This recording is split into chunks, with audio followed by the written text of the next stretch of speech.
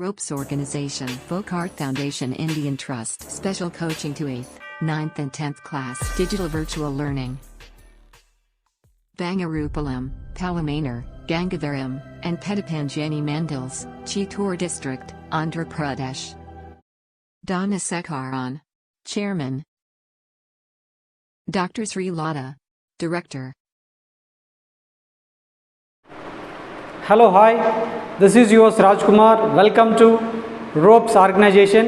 And today our topic is cell. We are going to learn about the fundamentals of the cell. Ante cell ante emi? Ante adi what is the definition of cell? Kanam ante enti? Dani yokka nirvachanam enti? Manamu ee roju telusukobothunnamanడి. Cell ante enti ante cell is a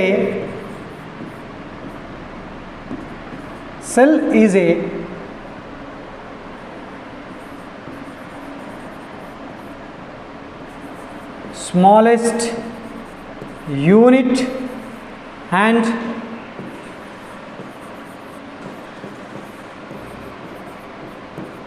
basic unit of the life. And the cell is a structural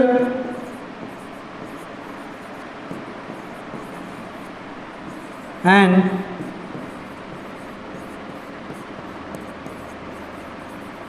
functional and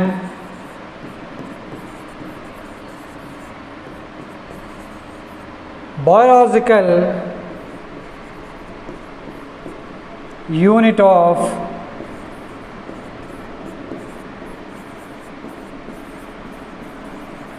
life processes.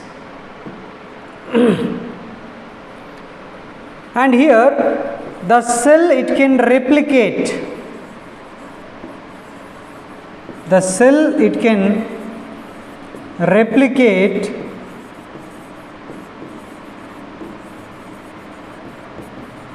independently. The cells can replicate independently, and that's why the cell can be also called as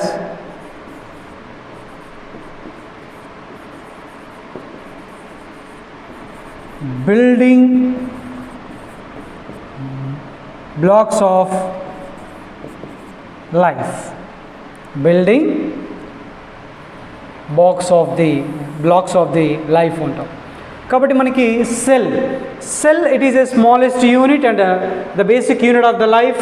The cell is a structural and functional and biological unit of the life process.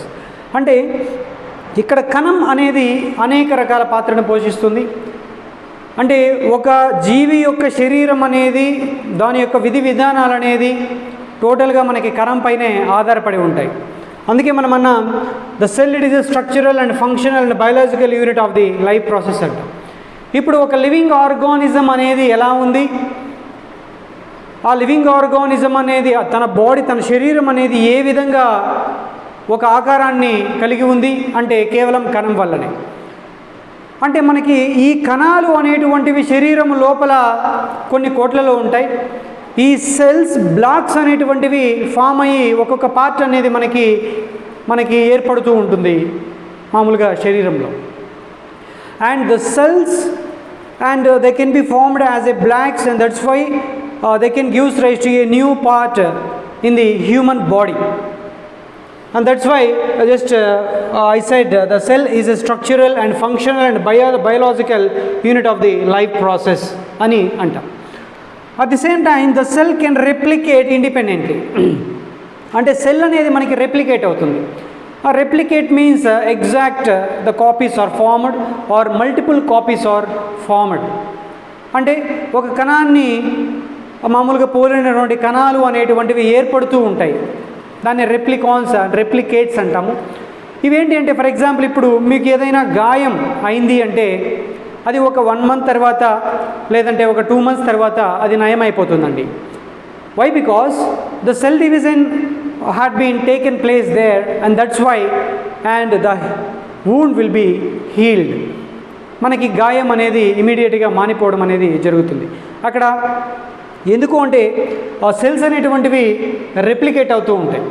ఇక్కడ cells ఏవైనా damage అయితే ఆ cells మళ్ళీ మనకి repair అయ్యి మనకి replicate అయ్యి తర్వాత కొత్త సెల్స్ అనేవి ఫామ్ అయ్యి మనకి నార్మల్గా ముందు ఎలాగైతే ఉన్నామో అలాగా రావడానికి, అంటే మన బాడీ షేప్ అనేది మన బాడీలో ఎక్కడైనా దెబ్బ తగిలినటువంటి ఆ ప్రాంతం కావచ్చు, ఆ ప్రాంతం అనేది మళ్ళీ నార్మల్గా రావడానికి పాసిబుల్ అవుతుందండి. This is the cell. ఇప్పుడు ఈ కణాన్ని ఎవరు కనుగొన్నారు అంటే నార్మల్గా ఫస్ట్ అయితే డెడ్ సెల్స్లో రాబర్ట్ హుక్ కనుగొన్నాడు. డెడ్ సెల్స్లో అయితే రాబర్ట్ హుక్ కనుగొన్నాడు. అలాగే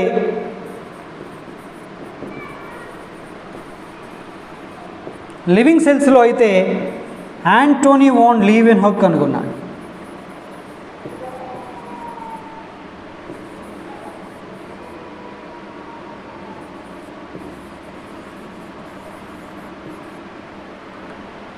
యాంటోనీ వాన్ లీవెన్హుక్ వచ్చేసి living cells like bacteria, east, RBC ఇలాంటి వాటిలో మనకి యాంటోనీ వాన్ లీవెన్హుక్ సెల్స్ని కనుక్కోవడం జరిగింది. కానీ ఫస్ట్ సెల్స్ని ఎవరు అబ్జర్వ్ చేశారు అంటే రాబర్ట్ హుక్. ఈయన ఒక బ్రిటిష్ సైంటిస్ట్.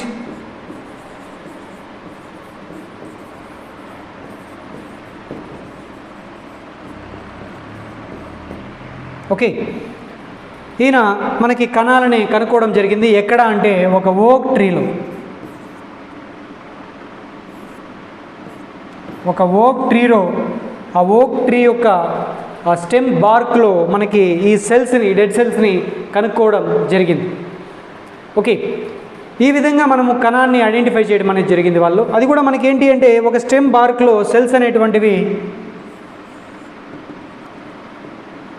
ఇలా కనపడ్డాయి.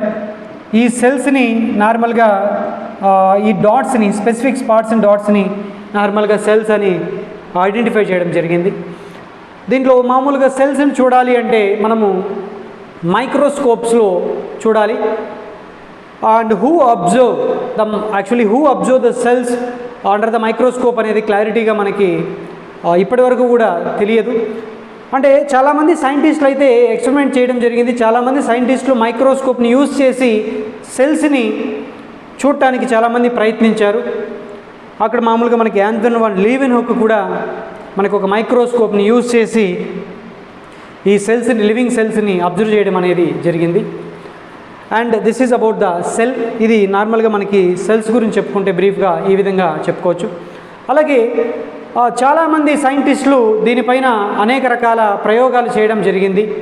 వాళ్ళు నార్మల్గా మనకి ఈ అథినాసియస్ స్కిట్చర్ కావచ్చు, జాన్ స్వామర్ డ్యామ్, తర్వాత మనకి రాబర్ట్ హుక్ కావచ్చు, రాబర్ట్ బ్రౌన్ కూడా మ్యాక్సిమమ్ ట్రై చేయడం అనేది జరిగింది. ఇక్కడ ఏంటి అంటే ఇంకా కొంతమంది సైంటిస్టులు ఏం చేశారంటే ఈ సెల్స్ అంటే ఏంటి, సెల్స్ని ఇంకా ఎంతమంది శాస్త్రవేత్తలు కనుగొన్నారు, ఈ శాస్త్రవేత్తలు సెల్స్ని కనుక్కునేటప్పుడు ఏ విధమైనటువంటి ప్రయోగాలు నిర్వహించారు అనేది మనకి ఎక్స్ప్లెయిన్ చేయడం అనేది జరిగిందండి. ఇప్పుడు చూస్తే మనకి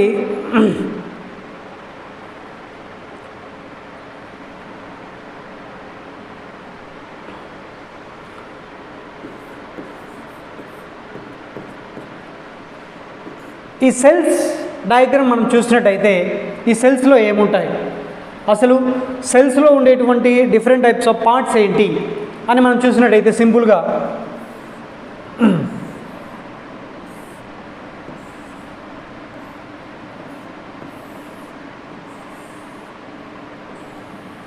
and this is the cell.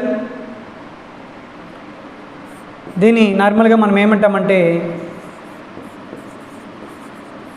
Cell wall అని అంటాం. దీని ఏమంటామంటే మనకి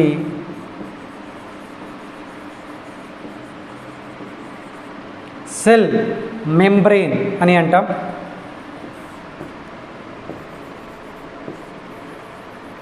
దీన్ని మనము న్యూక్లియస్ అని అంటాం.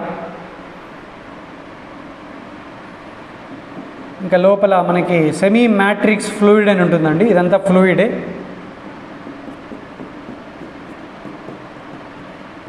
ఇదంతా ఫ్లూయిడే అండి. And this is called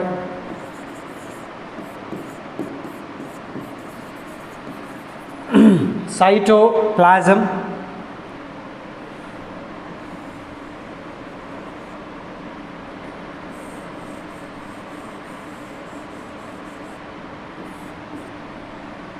And some cell organelles present in the cytoplasm, that is mitochondria,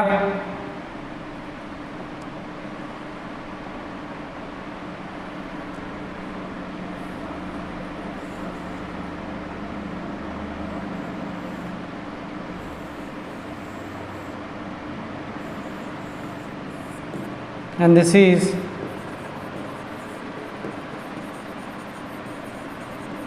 Golgi complex or Golgi apparatus,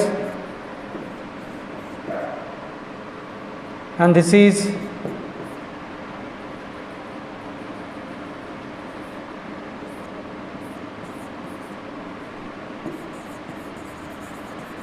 endoplasmic reticulum. దీని తెలుగులో మనము కణ కవచం అంటాం, దీని కణ త్వచం అంటాం. మైటోకాండ్రియా, కేంద్రకము, కణద్రవ్యము, గాల్జీ సంక్లిష్టము, అంతర్జీవ ద్రవ్యజాలం అనేసి తెలుగులో అంటామండి. ఇంకా రిమైనింగ్ సెల్ ఆర్గనల్స్ అన్నీ కూడా ఉంటాయి. And this is ribosomes. Okay, ఇంకా లైసోజోమ్స్ ఉంటాయి. అదేవిధంగా మనం చూసినట్టయితే vacuoles, different types of remaining cell organelles కూడా ఉంటాయండి. And this is the cell structure. ఇది ఒక సెల్ స్ట్రక్చర్ అండి. ఈ విధంగా మనకి సెల్ అనేది ఉంటుంది. దీనిపైన అనేక మంది శాస్త్రవేత్తలు అనేక రకాల ప్రయోగాలు నిర్వహించి దీని గురించి కనుక్కోవడం అనేది జరిగింది. అలాగే మనము ఈ సెల్ స్ట్రక్చర్లో చూసినట్టయితే ఈ సెల్ని మొత్తం డిస్కవర్ చేసింది ఎవరు అంటే రాబర్ట్ హుక్ అని చెప్తాం 1665లో. కానీ 1674లో ఫస్ట్ లివింగ్ సెల్స్లో ఈ సెల్స్ని అబ్జర్వ్ చేసింది వచ్చేసి యాంటన్ వాన్ లీవెన్ హుక్ అండి. తర్వాత ఫెలిస్ ఫాంటనా అనేటువంటి సైంటిస్టు ఈ epithelial cells of the human బాడీలో మనకి వీటిని కనుక్కోవడం అనేది జరిగింది. తర్వాత రాబర్ట్ బ్రౌన్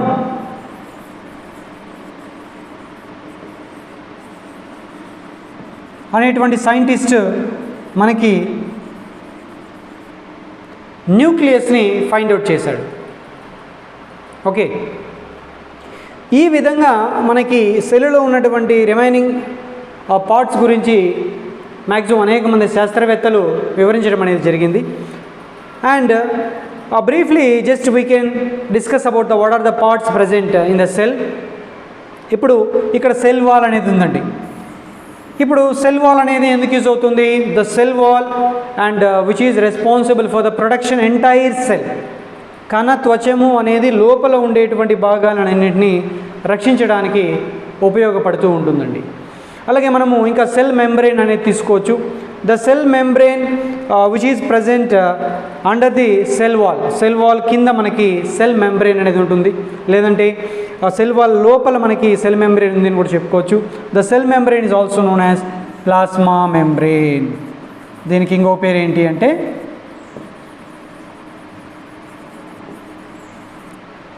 ప్లాస్మా మెంబ్రెయిన్ అని చెప్పచ్చండి.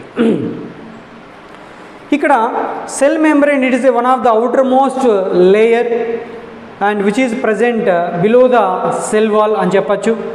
The cell wall actually the cell wall which is protected the cell membrane and along with the remaining parts what are present in the inside of the cell. అంటే కణము లోపల ఉండేటువంటి అన్నిటితో పాటు cell membrane కూడా cell wall protect చేస్తే cell membrane అనేది ఈ సెల్ మెంబ్రెయిన్ లోపల ఉన్నటువంటి ఈ సైటోప్లాజంలో అనేక రకాల సెల్ ఆర్గనల్స్ ఉంటాయి కదండి, వీటన్నిటిని కూడా ఎవరు కనుగొన్నారు, ఎవరు ప్రొటెక్ట్ చేస్తారు అంటే సెల్ మెంబ్రెయిన్ అనేది ప్రొటెక్ట్ చేస్తూ ఉంటుందండి. Okay, the cell membrane, it is a outermost layer and which is protected the inside of the cell organelles and from the external environment నుంచి లోపల ఉండేటువంటి వాటిని కాపాడుతూ ఉంటుంది.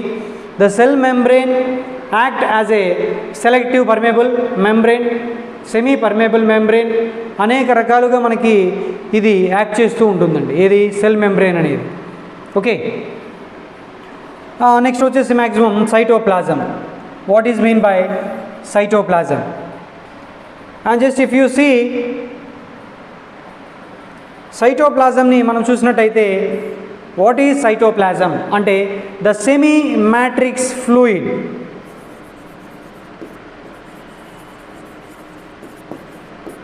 Semi matrix fluid can be called as cytoplasm. The cytoplasm, it is a fluid substances which is present inside of the cell membrane. Cell membrane lopala manaki cytoplasm anedi untundandi. In the cytoplasm, the small structures, the tiny structures are there, that is called as cell organelles antam. Emantamandi?